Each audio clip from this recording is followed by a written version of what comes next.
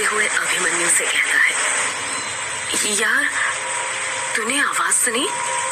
अभिमन्यु हैरानी के साथ पूछता है, कैसी आवाज? यार लड़की की आवाज। अभिमन्यु चिढ़ते हुए कहता है, यार ये तूने क्या जब से लड़की की आवाज लगा कर रखा है? जब से यहाँ पर आया है कह रहा है लड़की की आवाज, लड़की की आवाज। किस लड़की की आवाज की बात कर रहा है तू?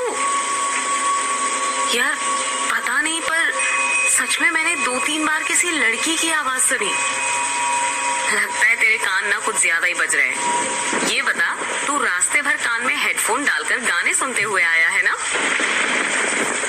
हाँ, पर ये बात तुझे कैसे पता?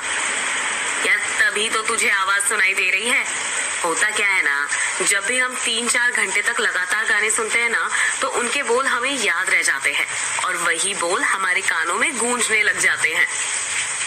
यार पर युग कुछ बोल पाता उससे पहले ही अभिमन्यु कहता है, परवर छोड़ यार, तब से कह रहा था कि ग्रेवयार्ड कोठी जाना है और अब ताला खुल गया तो बाहर खड़ा हुआ है। कोई शुभ मुहूर्त का इंतजार कर रहा है क्या? या फिर किसी का इंतजार कर रहा है कि कोई आएगा और तेरा गृह प्रवेश करवाएगा? युग अभिमन्यु की बात का कुछ जवाब नहीं देता है और कोठी के अंदर घुस जाता है।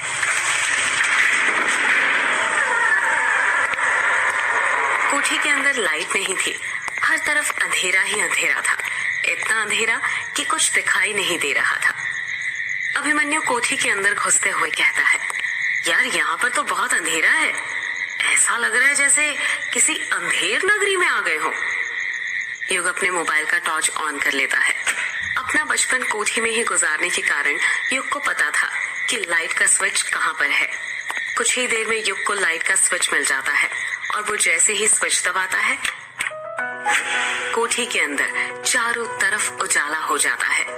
कोठी रोशनी से जगमगा उठती है।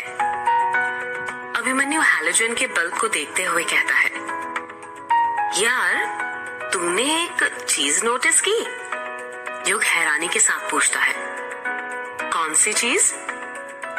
यही यार कि ये कोठी 13 सालों से बंद थी, पर तू खुद देख, लाइट का कनेक्शन अभी तक काम कर रहा है। ऐसा कैसे हो सकता है?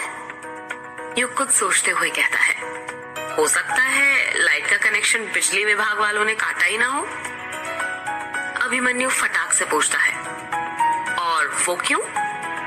क्योंकि उनके मन में भी यक्षिणी का खौफ होगा और वो यहाँ पर आने से डरते होंगे, इसलिए उन्होंने लाइट का कनेक्शन काटा ही नहीं होगा। अभिमन्यु युग की बात का कुछ जवाब नहीं देता, क्योंकि उसे युग की बात बिल्कुल ठीक लगी थी। वो कोठी को देखने लग जाता है। 13 सालों से कोठी बंद होने के कारण हर जगह धूल ही धूल थी। मकड़ी ने कई सारे जाले बनाकर रखे हुए थे। कोठी के अंदर 2 बड़े से गुंबद बने हुए थे, जो कोठी की खूबसूरती को 4 चांद लगा रहे थे। कोठी की सीढ़ियां संगमरमर से बनी हुई थी। हॉल में बर्माटिक और बेजिलियम के बड़े बड़े झूमर थे। कोठी का फर्नीचर मोहगनी की लकड़ी का था। दीवारों पर कई कलाकृतियां बनी हुई थी, जिसकी सजावट के लिए तलवारें, रस्सी, कुल्हाड़ी, अलग अलग चीजें टंगी हुई थी, जो काफी पुराने जमाने की थी। उन पुरानी चीजों को देखकर ऐसा लगता था कि हर एक चीज के पीछे कोई न कोई कहानी छुपी हुई थी। अभिमन्यु कोठी के चारों तरफ अपनी नजरें घुमाते हुए कहता है, यार ये ग्रेवयार्ड कोठी अंदर से तो बहुत आलीशान है। इतनी पुरानी इमारत है, पर देख, ऐसा लगता है कि जैसे अभी 1-2 साल पहले ही बनाई गई हो। कुछ भी बोलो यार, ये अंग्रेज लोग ना काम एकदम बढ़िया करते हैं। इतना बढ़िया कि सालों साल तक चले।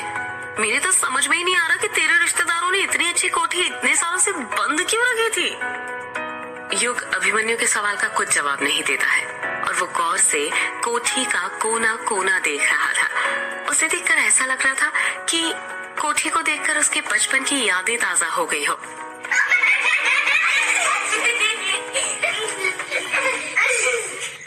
अभिमन्यु अपनी बात को आगे जारी रखते हुए कहता है, यार इस कोठी की भी ना बड़ी बेकार किस्मत है।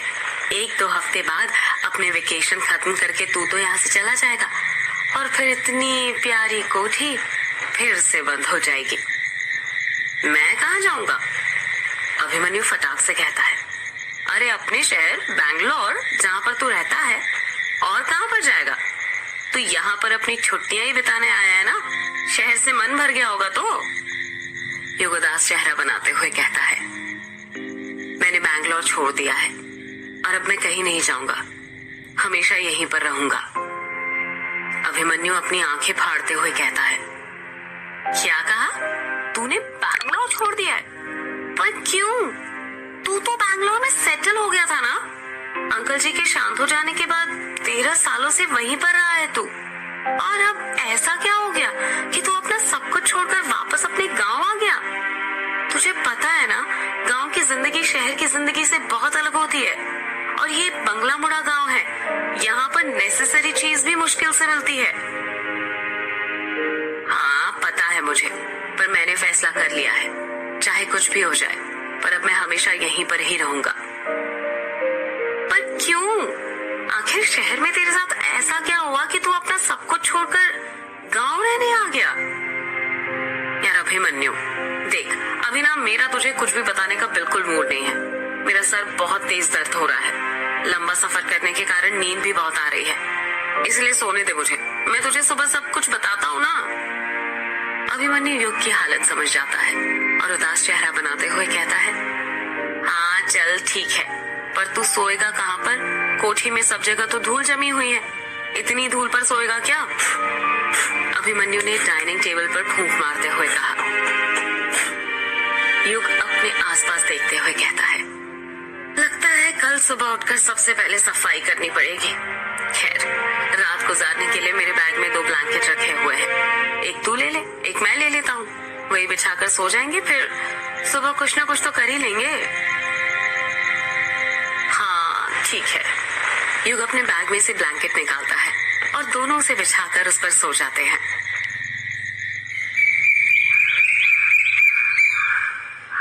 सुबह हो गई थी और सुबह के 7 बज रहे थे। अभिमन्यु अभी तक गहरी नींद में सो रहा था, तभी मुर्गे के बाग देने की आवाज सुनाई देती है और अभिमन्यु की नींद खुल जाती है। अभिमन्यु उबासे लेते हुए अपनी आंखें खोलता है, और जब वो अपनी आंखें खोलता है तो हक्का पक्का रह जाता है। वो देखता है कि उसके बगल में युग नहीं सो रहा था। अभिमन्यु हैरान हो जाता है और सोचने लगता है, ये युग कहाँ चले गया सुबह उठते से ही? रात में तो यहीं पर सोया था मेरे साथ। अभिमन्यु युग को कोठी में ढूंढने लग जाता है और आवाज लगाते हुए कहता है, युग, ओ युग, कहाँ पर है तू? अभिमन्यु युग को बार बार आवाज लगाए जा रहा था, पर उसका कोई जवाब नहीं आ रहा था। अभिमन्यु ने नीचे के सारे कमरों में युग को ढूंढ लिया था, पर वो कहीं भी उसे मिल नहीं रहा था।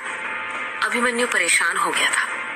अभिमन्यु युग को ढूंढते ढूंढते संगमरमर की सीढ़ियां चढ़कर ऊपर वाले कमरे की तरफ जाने लग जाता है। जब वो वहां पर पहुंचता है तो देखता है कि सीढ़ियों के जस्ट ऊपर ही एक बड़ी सी खिड़की थी जहां पर युग खड़ा हुआ था। अभिमन्यु युग से कहता है, युग तो यहाँ पर क्या कर रहा है? अब मैं कब से तुझे आवाज लगा रहा हूँ, तो कुछ जवाब क्यों नहीं दे रहा? युग अभी भी अभिमन्यु के सवाल का कुछ जवाब नहीं दे रहा था। वो बड़ी ही गंभीरता के साथ खिड़की से बाहर झांक रहा था। उसको देखकर ऐसा लग रहा था जैसे वो किसी सोच में खोया हुआ हो। अभिमन्यु युग को हिलाते हुए कहता है, युग, ओ युग, तू ठीक है? कहाँ पर खो गया? अभिमन्यु के हिलाने पर युग अपने ख्यालों की दुनिया से बाहर आ जाता है और कहता है, अरे अभिमन्यु, तू उठ गया? हाँ मैं तो उठ गया, पर तू यहाँ पर क्या कर रहा है और कुछ जवाब क्यों नहीं दे रहा? युग खिड़की से बाहर की तरफ इशारा करते हुए कहता है, वो देख। जब अभिमन्यु खिड़की से बाहर देखता है तो बाहर का मनमोहक नजारा देखकर खुश हो जाता है।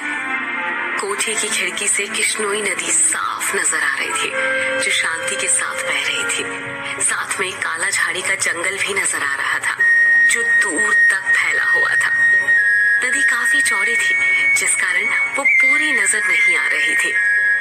युग खिड़की से बाहर देखते हुए कहता है, तुझे पता है अभिमन्यु, बचपन में पापा अक्सर ऐसी खिड़की के पास कुर्सी लगाकर बैठा करते थे और घंटों बाहर झांकते रहते थे। माँ के कहने पर भी पापा शक्तियाँ थी जो युग के वहां आने का इंतजार कर रही थी। युग और अभिमन्यु पैदल पैदल ग्रेवयार्ड कोठी की तरफ जाने लग जाते हैं। कुछ ही देर चलने के बाद वो दोनों ग्रेवयार्ड करके बुलाए और फिर कब मैं उसके पास चला जाऊं। इसी बात पर पापा मम्मी की प्यार भरी नोकझोंक होते रहती थी। ये बात कहते कहते युग की आंखों में आंसू आ जाते हैं। युग अपनी बात को आगे जारी रखते हुए कहता है, अभिमन्यु, तुझे पता है, जब खुशी के पल यादों में तब्दील हो जाते हैं और हमें पता चलता है कि वो खुशी के पल कभी लौटकर वापस नहीं आने वाले, तो वही खुशी के पल हमें सबसे ज्यादा दर्द पहुंचाते हैं। अभिमन्यु युग के कंधे पर हाथ रखते हुए कहता है, यार योग, संभाल अपने आप को। मैं समझ सकता हूँ तेरा दर्द, पर बीती बातों को याद करके उस पर आंसू बहाने का कोई मतलब नहीं। भूल जा पुरानी यादों को और एक नई उम्मीद के साथ जिंदगी में आगे बढ़, समझा? आगे ही तो बढ़ रहा हूँ पिछले 13 सालों से, वो भी अकेले। यार तू ये क्यों सोचता है कि तू अकेला है? मैं हूं ना तेरे साथ, और दोस्त लोग भी तो परिवार के सदस्य की तरह होते हैं ना।